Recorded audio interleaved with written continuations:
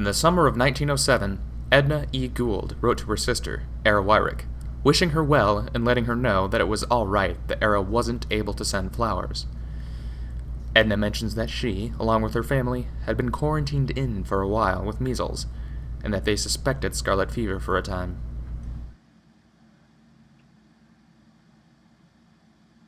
Being sick with the measles, Edna had to put off house cleaning until she was certain the sickness had passed. At the time of the writing of this letter, measles and scarlet fever were huge concerns in the Midwest. 6,000 schoolchildren in Chicago had scarlet fever and diphtheria, and some of the dorms at Simpson College had been quarantined due to an outbreak. Luckily for Edna and her family, it doesn't appear that any of them suffered too greatly from either the measles or scarlet fever.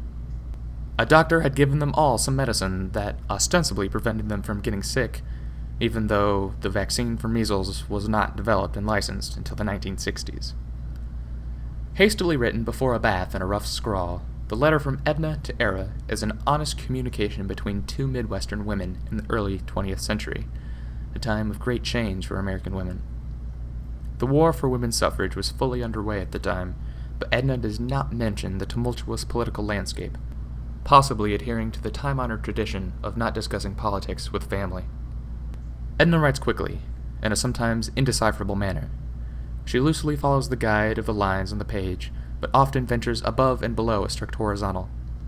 She writes as she thinks, sometimes switching trains of thought, only to return to a subject after a brief tangent.